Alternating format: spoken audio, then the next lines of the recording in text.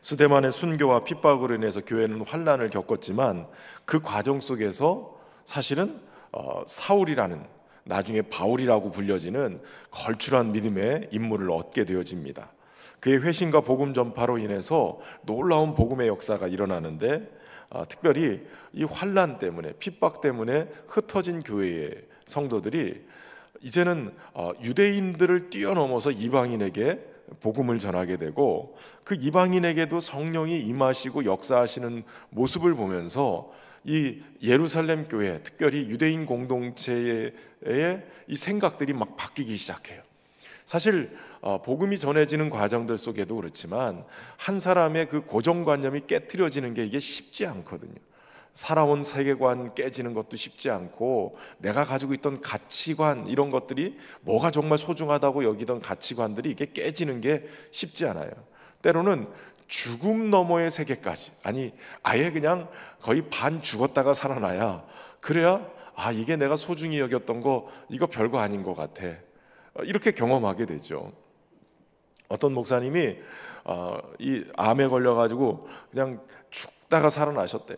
그랬더니 예전에 굉장히 즐거워하고 좋아하던 것들 다 별 볼 일 없이 그냥 끊어지더라는 거예요. 왜 그러냐? 죽음을 경험해 보니까 이게 우선순위가 다 이게 질서를 잡아지더라는 거예요. 그전에는 이게 더 우선순위라고 생각했는데 죽음 앞에 가니까 이거 별거 아니더라는 거예요. 여러분, 오늘 우리가 사도 바울의 고백처럼 나는 날마다 죽노라, 십자가 앞에서 날마다 내가 예수 그리스도 안에서 죽음을 경험하면 정말 중요한 게 무엇인지를 깨닫게 되어지죠. 특별히 이 환난을 겪으면서 그들은, 유대인 공동체들은 이게 깨지는 경험을 하게 되는 거예요. 때로는 우리가 안 깨지다가도 하여튼 깨지는 경험을 하게 되는 그런 때가 있어요. 금요 성령 집회 때 이렇게 나오시는데 참 감사할 따름이죠. 감사할 따름인데, 목사님들이 뭐 이렇게 모이면 하는 얘기가 가끔 있어요. 이렇게 잘 안 모이는데 갑자기 나오는 사람들 있잖아요. 우리 새벽에 뭐 이런 분들이 안 나오시다가 갑자기 딱 등장하면 목사님들은 사실 긴장을 해요. 저분 가정에 뭔 일이 터졌구나. 이게 도대체 무슨 기도 제목이 있길래 이게 또 새벽 거기 또 와가지고 또 은혜 기도한다고 하면서 막 펑펑 울잖아요. 그때부터는 이제 목사님들은 신경이 날카로워져요. 야, 이거 뭔가 터지긴 분명히 터졌구나.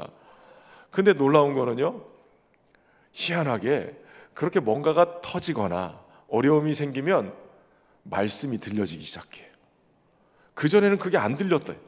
그 설교를 그렇게 많이 했어도 잘 안 들리던 게 어려움이 찾아오고 문제가 터지면 말씀이 막 들리기 시작해요. 그러니까 그 말씀을 들으면서 막 혼자 또 은혜를 다 받아요. 저는 얼마 전에 우리 장로님 한 분이, 목사님 부산에 갔더니 어떤 교회가 있는데 그 교회를 이렇게 너무 감동을 받아서 교회 예배당 사진을 찍어가지고 왔어요. 물론 이제 거기에 뭐 여러 가지 리모델링하고 뭐 이런 것들도 사진이 있는데, 장로님이 보고 그걸 굉장히 색달라서 찍어가지고 왔다고 그러면서 본당 사진을 저를 보여주셨는데, 본당 사진이 뭐가 있었냐면 저희랑 똑같이 이렇게 의자가 있잖아요. 그 의자에 한 줄에 2개씩 깍티슈가 앞에 딱 놓여 있는 거예요. 여러분 생각을 해보세요. 모든 그 줄에 깍티슈가 2개씩 다 이렇게 빛이 돼 있다고 생각해 보세요. 그거 참 희한하잖아요. 그 모양도 희한하고 그 모습 자체가 희한해요. 근데 그 교회가 어떤 교회냐 그랬더니, 얼마나 기도를 뜨겁게 하고 얼마나 은혜를 받는지, 성도들이 기도하고 막 땀나서 땀도 닦아야 되지만 눈물 콧물 다 흘리니까, 그러니까 그냥 그 꽉티슈가 있을 수밖에 없는 거잖아요. 그냥 왔다가 막 감당이 안 되니까 꽉티슈를 그냥, 그래가지고선 전 그걸 보면서 도전을 받는 거예요. 야, 우리 성도들도 그렇게 은혜 받고 꽉티슈가 필요할 정도로. 참 이게 참 뭐가 이게 그래, 충청도보다 늦어요. 희한하게 경상도가. 희한하게 제가 충청도에서 왔는데 충청도보다 이 반응이 늦어요. 참 이 거시기해요. 제가 청주에 있을 때 저도 참 설교하면서 많이 우는 사람 중에 한 사람이거든요. 신년교회 오기 전에 저도 이제 그 교회에서 한 10년 부목 생활하는데 이제 마지막에 이렇게 이제 40대가 넘어가니까 이제 담임을 나가야 되는 그런 상황이라 이것저것 이제 보고 있는데 우리 청주 쪽에서도 이렇게 담임 목사 이게 청빙하는 그런 교회들이 여러 군데 있었어요. 그런데 우리 그 권사님인데 권사님 다니는 그 학교 이제 거기가 이제 기독교 재단인데 거기에 장로님들이 그 교회 청빙위원이라는 거예요. 그래가지고선 저를 이제 소개를 해주는 거예요. 소개를 해주는데 이분들이 몰래 와도 다 알죠. 이렇게 오시면 여러분들 잘 모르실지 모르지만 목회자들 앞에서 설교하다 보면 누가 새로 왔는지 누가 왔는지 다 보이거든요. 그런데 딱 와서 있는데 저쪽 구석에 한 3분 정도가 앉아 계시는 거예요.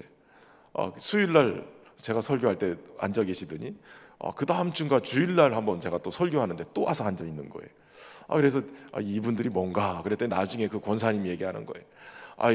저 청빙위원들 이렇게 청빙을 하라고 후보들을 내는데 제가 후보에 올라갔다는 거예요. 일단은 후보에 이렇게 청빙을 올렸는데 근데 그 교장 선생님이 와가지고 그 권사님이라는데 그 서용진 목사라는 사람 어떤 사람이냐고 소개를 해라고 그랬더니 그 권사님이 뭐라고 저를 소개했냐면 우리 목사님은 설교하면서 그렇게 우세요.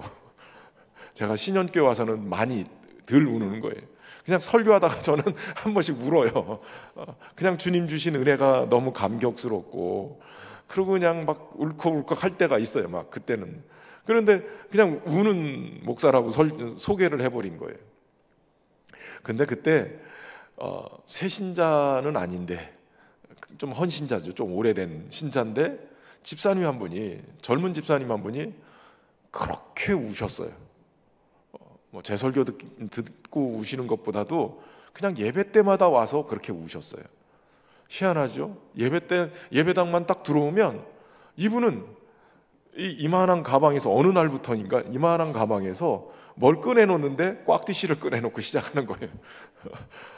그러더니 날마다 그냥 펑펑 울어요. 그냥 설교 들으면서 울고 막 그냥 그러니까 한 번 올 때마다 꽉티시 하나씩은 쓰는 것 같아. 그냥 날마다 그러기를 한 1년을 하셨어요. 얼마나 은혜를 받는지. 여러분 은혜의 특징이 뭔지 아세요? 눈물이 흐르는 거예요.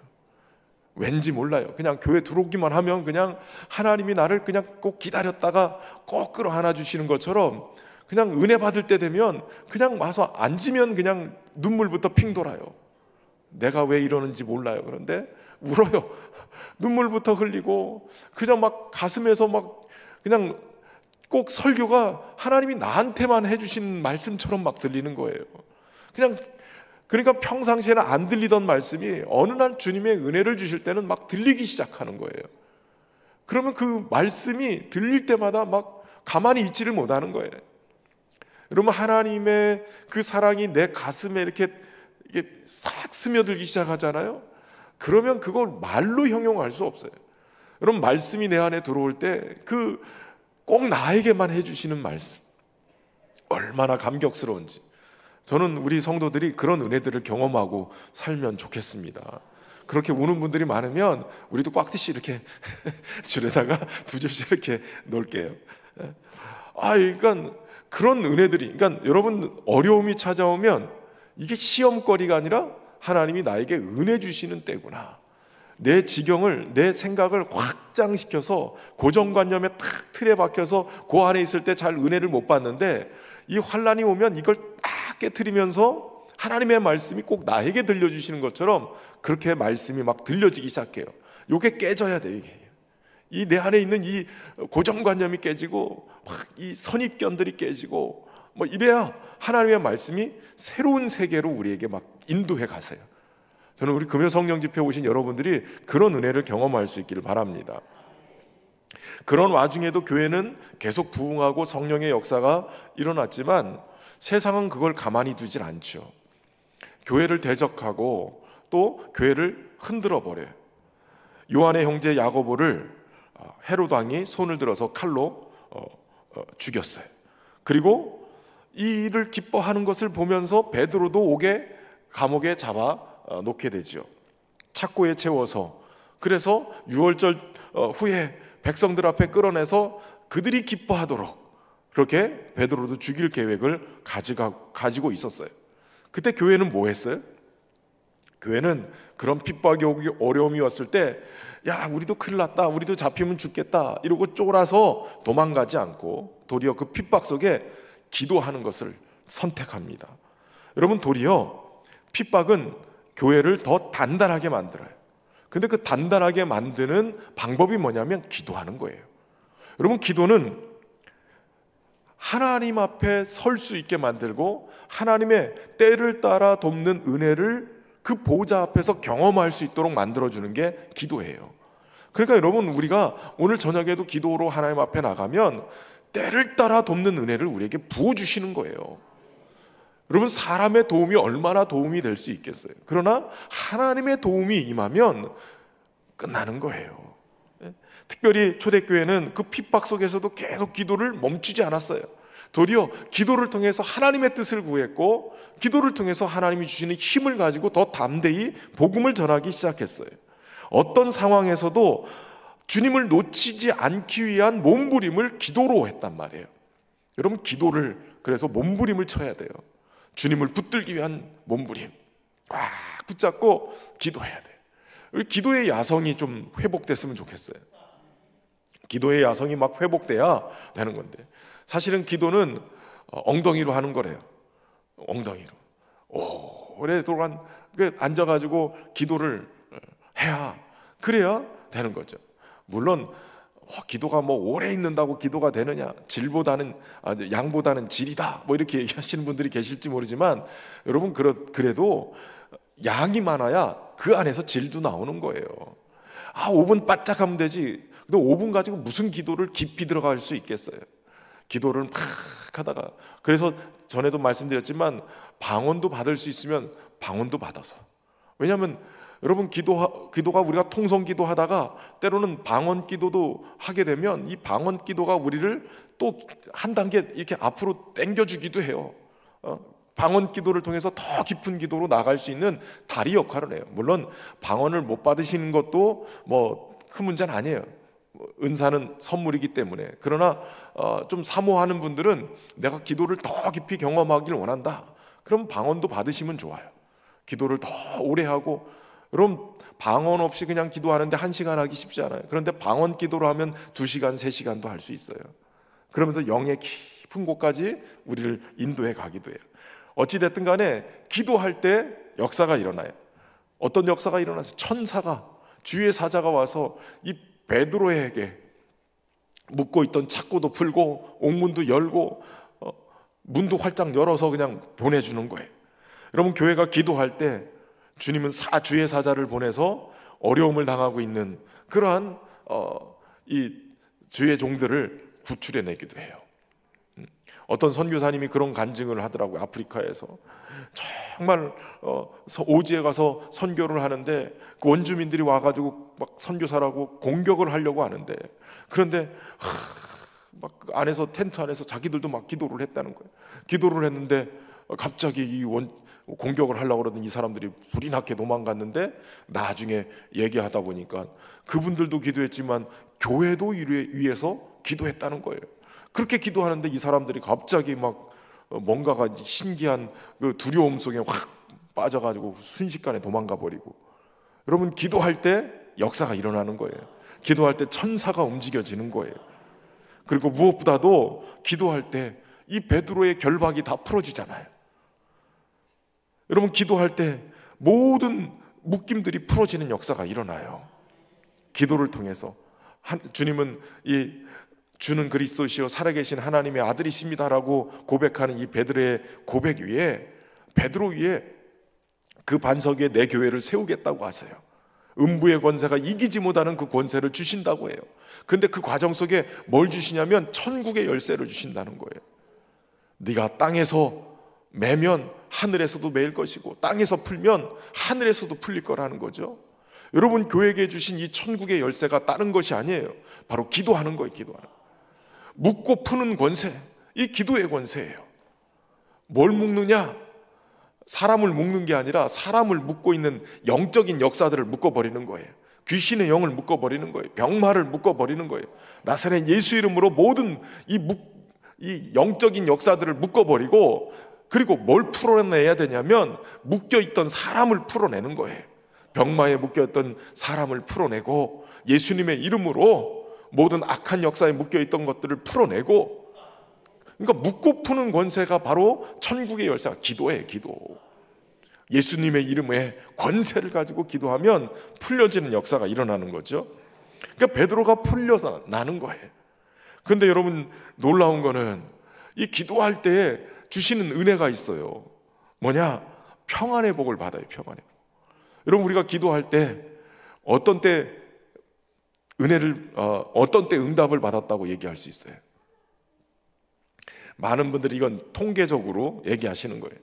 불안해가지고 문제 가지고 막 할 때 기도하다가 어느 순간에 탁 가면 하나님이 평안을 주실 때가 있어요. 그 평안을 주실 때는 아, 하나님이 응답하시는구나, 이렇게 받아들이는 거예요. 뭐 물론 내 욕심에 매여가지고 막 하다가 어느 날 이게 응답이다라고 해서 잘못 받고 엉뚱한 짓 하는 분들이 계시긴 해요. 그러나 하나님이 주시는 응답에 이 평안이 있는 거예요. 근데 베드로가 평안해요. 착고에 잡혀. 약간 여러분, 성령에 취한 사람과 술에 취한 사람하고 비슷해요. 한 잔씩 이렇게 걸치면 일단은 이렇게 말도 많아지고 얼굴도 빨개지고 행동도 담대해지고 그러면서 자기가 생각하지 못한 일들을 막 하죠. 가끔가다 술에 만취된 사람들은요, 이렇게 가다가 길거리에서 옷도 벗어서 개놓고 양말도 벗고 그러고서 아주 길바닥에서 잘 주무시는 분들도 계시거든요. 근데 베드로가 성령에 취했던 것 같아요. 감옥에서 내일 모레 가서 죽을지 모르는데 담대함이 있는 거예요. 믿는 구석이 있는 거죠. 무엇보다도 착고에 채여 있는데 성경에 보면 신도 벗고 겉옷도 벗고 그러고선 자는데 천사가 와서 옆구리를 차서 깨울 정도로 베드로가 그렇게 깊은 잠에 들은 거예요. 여러분, 이 정도 되면 잠이 오겠냐 말이에요. 내일 모레 언제 어떻게 될지 모르는데 잠이 오겠냐 말이에요. 그런데 주께서 사랑하는 자에게 잠을 주시는도다. 잠을 주시는 거예요. 여기 뭐 주무시는 분들이 계셔도 할렐루야입니다. 수영록교회 부목사님들이 개척을 하면 개척이 아니라 담임 목사를 가면 정필도 목사님이 예전에 그렇게 가르쳤대요. 무조건 담임 목사 부임해가지고 40일 강단 위에서 기도해라. 무조건 강단 위에서 부임 기도를 해라. 그냥 강단 위에서 이불 펴놓고 날마다 밤샘 철야를 해라. 강단. 그 목사님이 저 미국에 담임으로 나갔는데 그 말씀을 듣고 그렇게 강단 기도를 했대요. 강단 기도를 하는데 뭐 미국의 그 한인 교회들 그렇게 큰 교회 많지 않거든요. 그런데 그렇게 했는데 어느 날 목사님이 부흥회 가시고 그랬더니 그 교회 목사님이 간증을 하시더라는 거예요. 어느 날 그 강단 기도를 하고 설교를 하는데 저 뒤에서 한 분이 모르는 사람이 새신자가 탁 들어와 앉자마자 주무시더래요. 들어오자마자 주무시더래요. 그래가지고선 오시자마자 설교 듣기도 전에 신기한 거는요, 여러분 이 앞에 서보면 그거 아는데 신기한 거는 찬송할 때까지 멀쩡하던 분이 설교 딱 들어가면 그 순간부터 주무시는 분들이 계세요. 근데 그분들은 또 희한하게 설교 끝나면 또 번쩍 눈 뜨는 분들이 계시거든요. 그래도 감사하죠. 딴 데서 안 주무시고 여기 와서 주무시니까 얼마나 편하면 자겠어요. 근데 그분이 뒤에 와서 앉자마자 주무시더래요. 그래서 저분은 뭐 때문에 이렇게 주무시나 그러고 말았어요. 그 다음 주가 됐는데 글쎄 이분이 딴 분을 또 데리고 오신 거예요. 다른 분을 막 전도해가지고 데려오신 거예요. 그래 또 주무시는 거예요. 전도해서 오시는 건 좋은데 자꾸 주무셔. 근데 나중에 이분이 계속해서 전도해서 데려오는데 나중에 이유를 물어봤대요. 그랬더니 불면증이 있어서 무슨 약을 먹고 다 해도 안 됐는데 그 앞에 마트를 이렇게 장을 보다가 저 앞에 교회가 있는데 그 교회를 왠지 가고 싶더라는 거예요. 그래서 이분이 딱 들어왔는데 들어오자마자 그냥 주무시니까 야, 교회 오니까 내 불면증이 치료됐다. 그러고선 가가지고 간증을 자꾸 하신 거예요. 마트에 가서 전도를 해가지고 불면증 있어? 가. 그럼 잘 수 있어. 그래서 와서 예배당에 와서 설교 때마다 주무시는 거예요. 저도 그래서 주무시는 분들은 용서하기로 했어요. 아, 저분을 통해서 또 전도가 일어나겠구나. 베드로가 얼마나 편한지 주무셨단 말이에요. 왜 그러냐면 주님도 그러셨거든요. 풍랑이 확 몰아치는 배 위에서 제자들은 다 죽을 것처럼 막 불안해서 떨 때, 그때 예수님이 고물에서 주무셨는데 깊이 주무셔서 막 흔들어 깨우잖아요. 예수님, 우리가 죽게 된 것 안 돌아보십니까? 그래서 예수님이 바람과 바다를 잠잠케 해버려 호통을 쳐버려서 그 예수님이 우리 안에 들어와 계시는 거예요. 인생의 바람과 파도를 잔잔케 하시는, 폭풍을 잔잔케 하시는 그 예수님이 우리의 주인 되셔서 다스리고 계시니까 주님 말씀 한마디면 우리의 인생의 파도가 잔잔해지는 거예요. 인생의 폭풍이 잔잔해지는 거예요. 바람이 그치는 거예요. 여러분, 주님으로 인해서 평안함을 누릴 수 있기를 주의 이름으로 축원합니다. 그렇게 놀라운 기적의 역사가 일어났을 때 베드로는 제일 먼저 어디 찾아가요? 마가의 다락방, 기도하는 그 공동체에 찾아갑니다. 그리고 나서 주님이 역사하신 이야기들을 다 하는 거예요. 여러분, 기도하는 공동체는 기도의 응답을 경험해요. 기도하는 사람이 기도의 응답을 경험하면 당연한 것 같죠.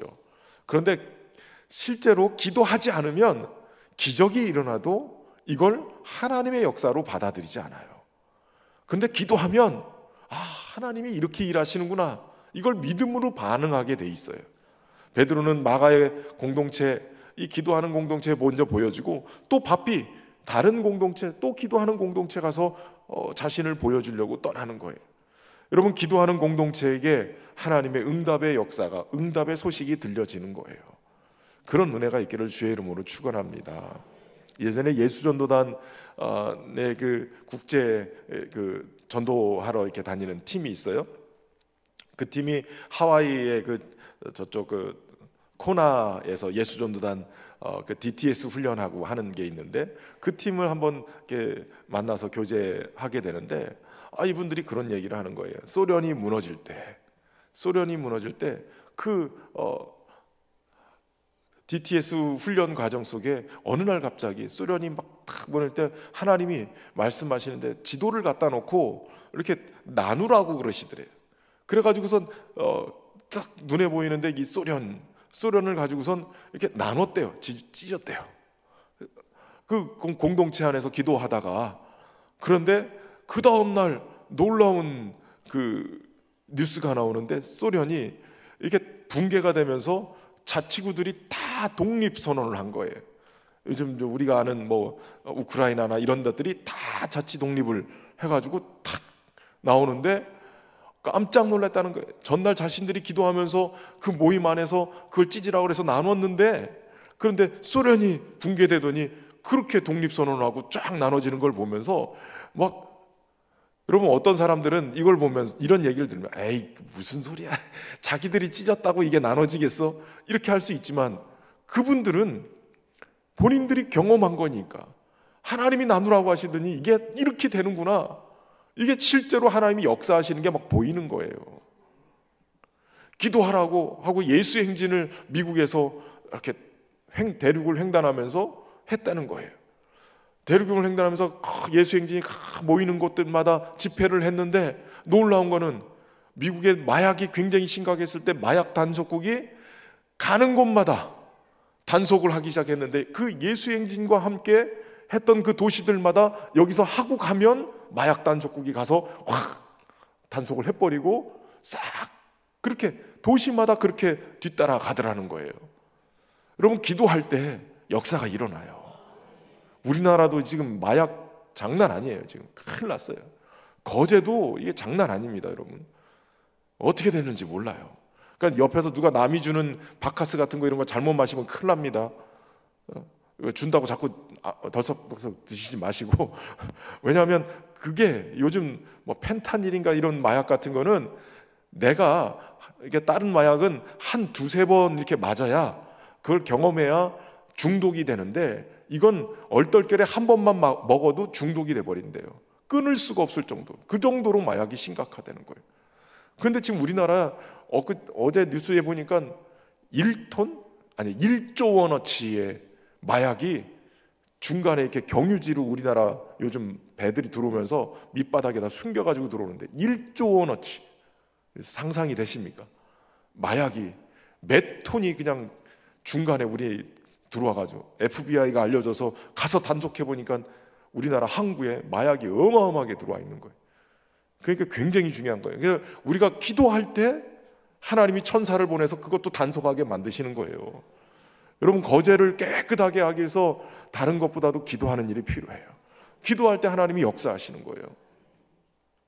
하나님께서 이 기도를 통해서 오늘 이 밤도 역사하실 줄로 믿습니다. 우리 찬양 안 하고 말씀 앞에서 이 찬양할까요?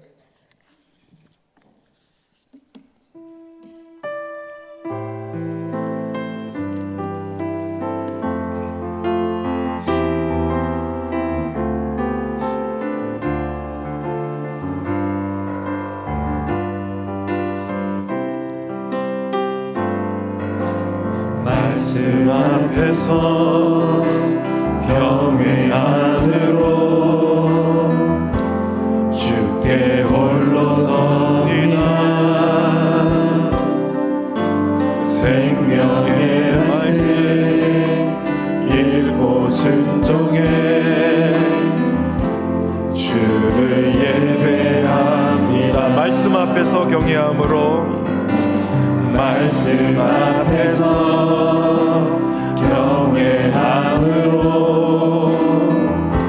주께 홀로 섭니다. 생명의 말씀 읽고 순종해 주를 예배합니다. 기록된 말씀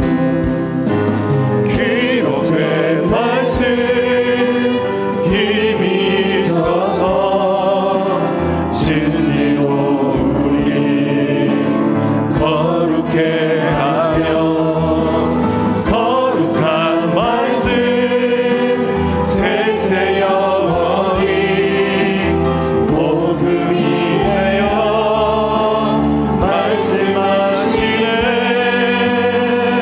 하나님 말씀에 두려워 떠는 자, 그 말씀에 생명을 거는 자, 한 사람 찾으시는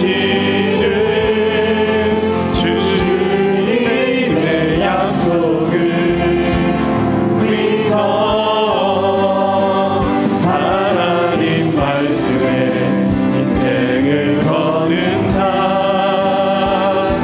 순종하며 주 따라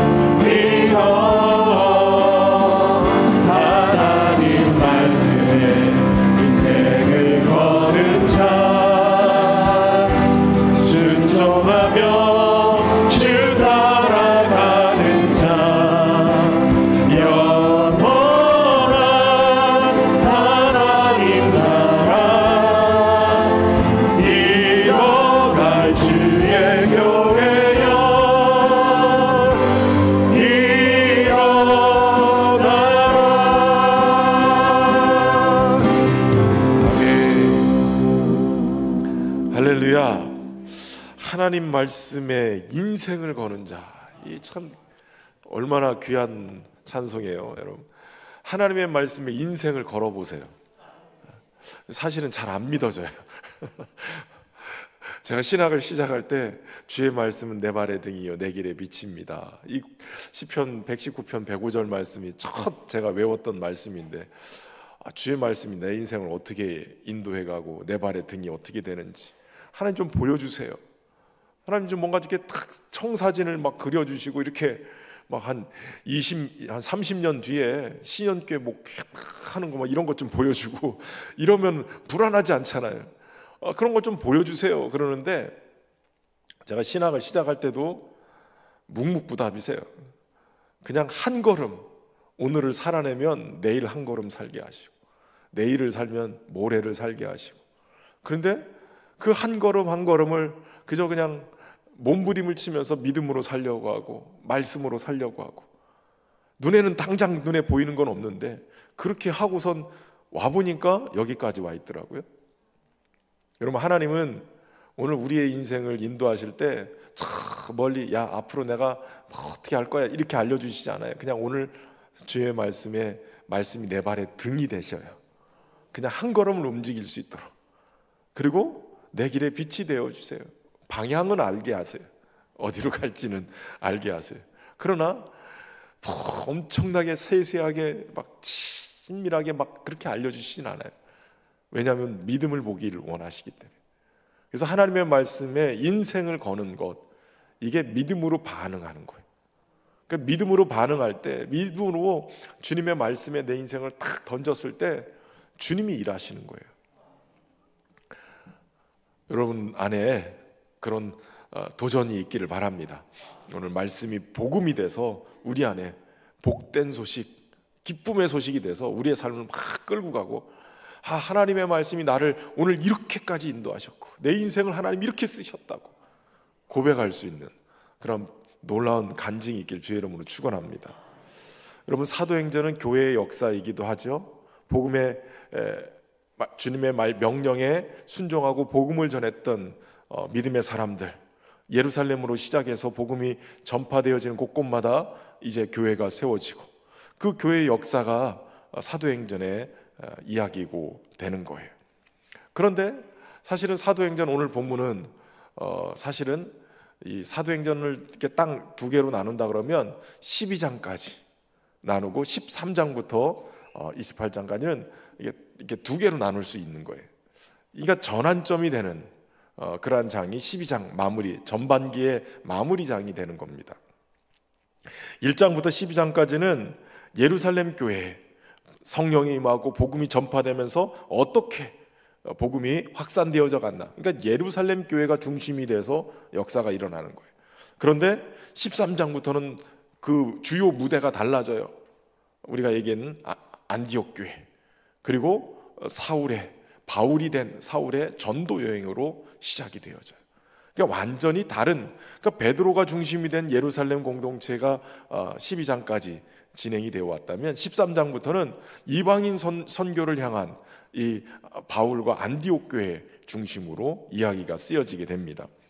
그러니까 이런 과정들 속에 보면 어떤 사도들을 통해서 복음이 증거된 그러한 것이었기 때문에 사도행전이라고 얘기할 수도 있고, 교회를 중심으로 어떻게 교회가 퍼져나가는 것에 대한 교회행전이라고 얘기할 수도 있는데, 가만히 또 생각해 보면 교회에 임하신 성령께서 어떻게 일하고 계셨는가, 사도들을 통해서, 성도들을 통해서, 교회를 통해서 성령께서 어떻게 교회를 복음을 전하게 해 하셨는가, 그래서 성령행전이라고 표현하기도 해요.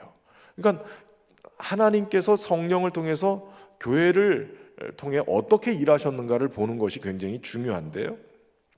그런데 이 12장까지 전반부에 마무리하는 이 과정 속에 갑자기 좀 전에 얘기한 기도하는 공동체를 통해서 베드로를 살려내시고 역사하시는 것들을 쭉 이어가다가 갑자기 헤롯의 죽음에 대한 이야기를 해요. 그러면서 헤롯의 죽음에 대한 이야기를 하고 나서 24절에 하나님의 말씀은 흥왕하여 더하더라 이렇게 하는 거예요. 교회가 부흥하고 놀라운 하나님의 역사가 막 드러나는 그 과정 속에 헤롯의 죽음이 나오는 거예요. 사실은 이 의사 누가였던 이 누가가 누가복음과 사도행전을 이렇게 이어서 쓸 때 이 사도행전의 역사성을 증명하기 위해서 누가는 계속해서 당시의 통치자들이 누구였는가를 계속 이렇게 언급을 합니다. 그러니까 역사성, 이 누구 왕 때 어떤 일이 일어났고 이런 일이 일어날 때 누가 통치를 하고 그 지역의 통치자들이 누구였는가를 언급하는데, 지난주에도 말씀드린 것처럼 글라우디오 황제 때 흉년이 일어났다, 뭐 이런 얘기를 하잖아요. 글라우디오 황제는 주후 41년에서 54년까지 재위했던 거예요. 그렇게 다스렸던 사람이에요. 근데 오늘 23절에 헤롯왕이 등장하죠. 헤롯왕은 주후 44년에 54세의 일기로 죽임을 당했어요. 그러니까 54세에 주후 44년에 오늘 본문에 등장한 것처럼 갑자기 연설하다가 벌레에 쏘인지 벌레에 먹힌 건지 죽게 되어졌어요. 사실 이 유대의 역사가 요세푸스도 이 헤롯의 죽음을 언급을 하는데 오늘 누가는 좀 더 이게 구체적으로 이 상황을 얘기합니다. 두로와 시돈 사람들이 이 헤롯의 미움을 받았어요. 헤롯이 노여워했어요. 이 사람들이 뭘 잘못했는지 헤롯의 마음에 노여움을 품게 했어요. 그래서 그들이 화친을 청하려고, 화목에 뭔가 좀 이렇게 해서는 우리가 죽겠다, 지금 헤롯이 공급해주는 양식을 먹고 사는데 왕한테 미움을 받으면 안 된다. 그러고선 그 침소를 맡은 신하 블라스도를 설득해서 화목하기를 청하고, 그러면서 나를 택해서 이렇게 만들고 있을 때 그때 헤롯이 왕복을 입고 딱 등장하게 되죠. 열변을 토하던 그때 왕복이 아주 휘황찬란하고 햇빛을 비춰서 반짝반짝하고 정말 막 그 뭔가 이렇게 어마어마한 그러한 신의 모습처럼 등장해서 그렇게 연설하고 있을 때 그때 그가 죽임을 당했다는 거예요. 여러분, 교회사 속에 이 헤롯 가문은 굉장히 박해자로 유명해. 교회를 핍박하고 박해하는 사람들이었어요. 그 가문 자체가 교회를 박해하는 데 쓰였어요. 원래 여러분 헤롯 하면 헤롯 대왕을 얘기하는데, 이 헤롯 대왕은 어떤 사람이냐? 예수님이 베들레헴에 태어난다는 얘기를 듣고 2살 이하의 아이들을 몽땅 죽여버리는 그런 만행을 저지른 사람이 바로 이 헤롯 대왕이에요. 오늘 본문에 등장하는 이 헤롯은 바로 이 헤롯 대왕의 손자 헤롯 아그리파 1세. 그 헤롯 아그리파 1세, 여러분 사실은 헤롯 대왕 그 다음에 아들이 헤롯 안티바스인데, 이 헤롯 안티바스는 세례 요한을 참수했던 사람이에요. 그리고 본디오 빌라도와 함께 예수님의 죽음을 같이 해서 예수님을 십자가에 못 박게 만드는 그러한 사람. 그리고 이 헤롯 안티파스의 조카가 헤롯 아그리파 1세, 오늘 본문에 등장하는 헤롯 아그리파 1세. 그리고 25장 그 뒤에 나오는 바울을 신문한, 나중에 잡혔을 때 바울을 신문하는 그 헤롯은 헤롯 아그리파 2세예요. 그러니까 헤롯 가문 자체가 교회사 속에 굉장히 엄청난 교회를 박해하고 그리스도를 대적하고 그랬던 가문이 바로 헤롯 가문이에요. 그런데 이 헤롯 가문 얼마나 대단했는지, 당시에 권력을 잊고 하늘 높은 줄 모르고 교회와 그리스도를 핍박했던 가문이었는데, 그런데 오늘 본문에서 23절에 헤롯이 영광을 하나님께 돌리지 아니함으로 주의 사자가 고치니 벌레에게 먹혀 죽으니라. 헤롯이 죽었는데 누가는 이걸 해석하기를 하나님께 영광을 돌리지 아니함으로 주의 사자가 쳐서 벌레에 먹혀 죽었다라고 얘기해요. 여러분, 이거 비슷한 이야기가 구약 성경에도 나와요. 다니엘서에서 바벨론의 통치자 느부갓네살 왕이 등장하죠. 이 느부갓네살 왕에게 하나님이 경고하셨는데 느부갓네살이 어느 날 이런 고백을 하는 거예요. 바벨론 왕궁 지붕을 거니다가 자기가 읽어놓은 이 모든 것을 보고, 야, 이 큰 바벨론을 내 능력과 권세로 건설하여서 나의 도성으로 삼고 이것으로 내 위엄을, 영광을 나타냈다, 이러면서 막 뿌듯해할 때, 그때 하늘에서 소리가 납니다. 느부갓네살 왕아, 내게 말하노니 나라의 왕위가 내게서 떠났다. 네가 이제 사람에게서 쫓겨나서 들짐승과 함께 살고 소처럼 풀을 먹을 것이고 7대를 지나서 지극히 높으신 이가 사람의 나라를 다스리고 자기의 뜻대로 그것을 누구에게든지 주시는지를 알기까지 그렇게 할 것이다.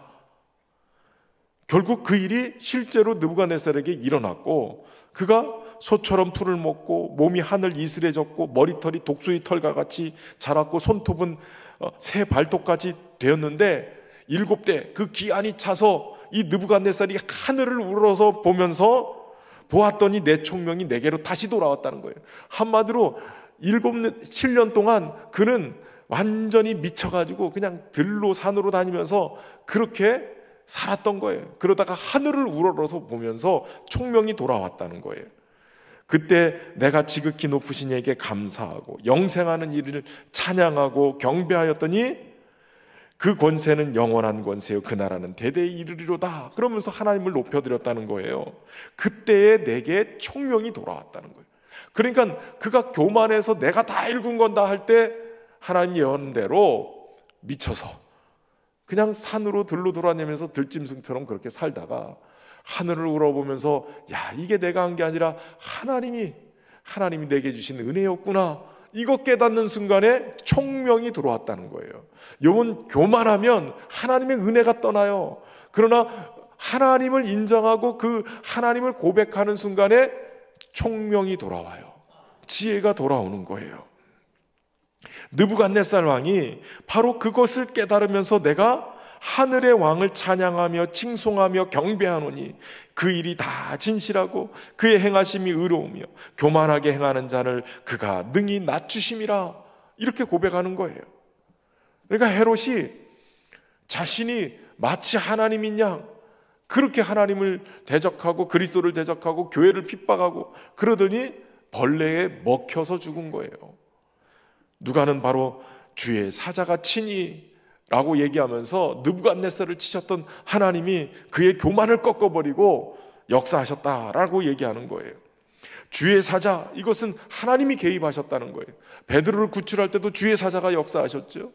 그러니까 그렇게 핍박을 하던 교회에게는 지금 이 헤롯이 죽는 소식은 주님의 사자가 역사하셔서 우리를 그렇게 박해하더니 저렇게 죽임을 당했다, 이것은 또 다른 교회의 위로이고 소망이었어요.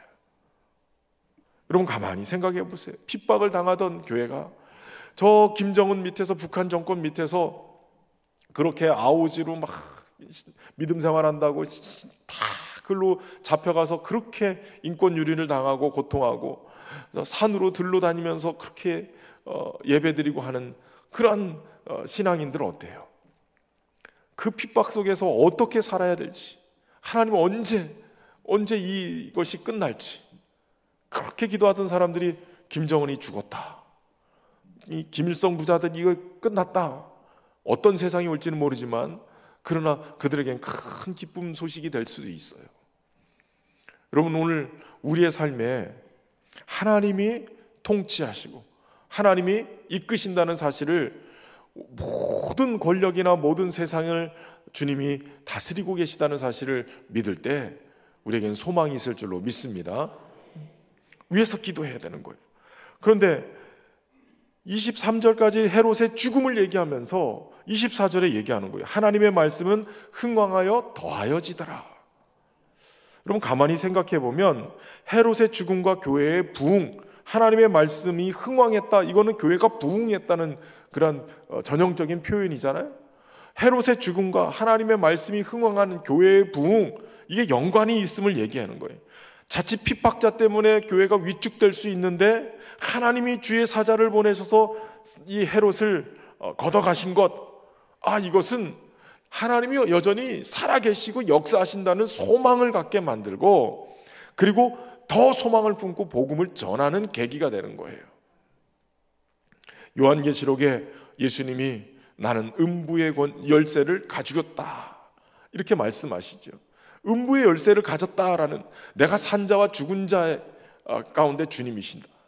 음부의 열쇠를 가지신 주님은 우리가 설령 복음을 전하다가 사자에 먹히고 순교하고 불에 태워지고 그런다 할지라도 너가 혹시 몰라 음부에 떨어지는 것 같은 그러한 고통을 경험하고 의심이 들 때도 주님은 그 음부의 열쇠를 가지고 열고 내가 너를 거기서 건져내겠다 이렇게 말씀하시는 거예요. 여러분, 주님은 오늘도 한 영혼을 천하보다 귀하게 여기시고 한 영혼을 절대로 놓치지 않으시는 거예요. 저 여러분을 끝까지 주님이 붙들고 주님 나라까지 인도하실 줄로 믿으시길 바랍니다. 이 사실이 믿어지면 이 앞에서 누가 핍박을 하고 누가 엄청난 박해자가 나타나도 하나님이 한번 손대시면 끝나는 건데요. 기적이 일어나는 거예요. 그러니까 상황이 완전히 역전되고 있는 거예요. 그걸 볼 때마다 기도하는 공동체는 아는 거예요. 아니 그냥 갑자기 죽었겠지 이럴 수 있는데 기도하는 공동체는 하나님이 치신 거야 이렇게 알게 되는 거죠. 초반에는 헤롯이 이긴 것처럼 보여요. 무소불위의 권력을 가지고 야고보도 죽이고 교회도 핍박하고 베드로도 잡아가두고 이기는 것 같이 보여요. 그러나 여러분, 결국은 하나님이 이기시는 거예요. 하나님 편에 서 있는 교회가 이기게 되는 거예요. 하나님의 말씀이 흥왕하여 더하더라. 이 말은 세상의 권력으로도 막을 수 없는 주의 말씀이 갈수록 말씀이 흥왕해 점점점 부흥해 가고 더해지는 역사들이 일어나더라는 거예요.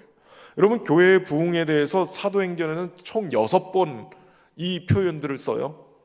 사도행전 6장에 보면 사도들이 핍박과 어려움들 속에서도 기도와 말씀에 전념하기로 하고 하니까 6장 7절에 하나님의 말씀이 점점 왕성하여 예루살렘에 있는 제자의 수가 심히 많아지고 허다한 제사장의 무리도 이 도에 복종하니라 라고 얘기해요. 두 번째는 9장 31절에 사울이 극적으로 회심하고 난 다음에 그리하여 온 유대와 갈릴리와 사마리아의 교회가 평안하여 든든히 서가고 주를 경외함과 성령의 위로로 진행하여 수가 더 많아지니라 라고 얘기하죠. 세 번째는 12장 24절, 좀 전에 아그리파 1세의 이 죽음을 경험하고 하나님의 말씀이 흥왕하여 더하더라 이렇게 얘기해요. 네 번째는 바울이 1차 선교 여행과 예루살렘 공의회 이후에 바울과 바나바는 안디옥에 유하며 수단 다른 사람들과 함께 주의 말씀을 가르치며 전파하더라 라고 얘기하죠. 그리고 바울의 2차와 3차 선교 여행 이후에 19장 20절에 보면 이와 같이 주의 말씀이 힘이 있어 흥왕하여 세력을 얻으니라.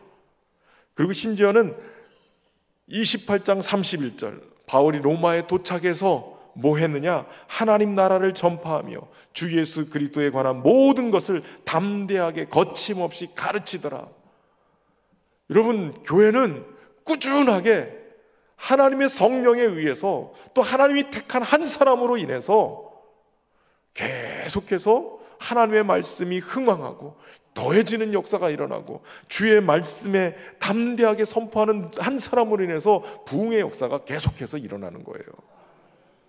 말씀에 반응하고 말씀의 믿음으로 내 삶을 막 살아내고 그러면 그 속에는 분명한 복음의 역사가 일어나고 놀라운 부흥의 역사가 일어나는 거예요.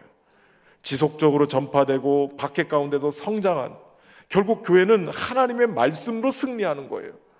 말씀이 역사할 때, 말씀을 믿고 삶으로 살아낼 때 그 말씀이 흥왕하는 역사가 더해지는 일들이 일어날 줄로 믿습니다. 이사야 선지자 고백처럼 푸른 마르고 꽃은 시드나 우리 하나님의 말씀은 영원히 서리라. 그러니까 하나님의 말씀이 영원히 서게 되는데 어떤 사람이 서느냐? 주의 말씀을 붙드는 자가 서는 거예요. 말씀대로 살면 하나님의 말씀이 성장하고 확장하고 그 말씀의 능력으로 거침없이 담대히 살아갈 수 있게 되는 거예요. 이 말씀이 예루살렘과 유대와 사마리아 그리고 땅끝까지 이르러 이방인의 선교지인 안디옥 교회를 통해서 계속해서 달려나가게 되는 거예요. 저 여러분 안에 말씀이 막 우리를 막 끌고 가는, 달려가는 역사가 일어나기를 주의 이름으로 축원합니다. 그러면서 오늘 25절에는 바울과 사울이 부조하는 일을 마치고 마가라 하는 요한을 데리고 예루살렘에서 돌아오니라. 어디로 돌아오는 거예요? 안디옥 교회로 돌아오는 거예요. 이제는 주 무대가 안디옥으로 이렇게 바뀌어요. 그런데 바울과 사울이 뭐 때문에 부조하러 갔어요?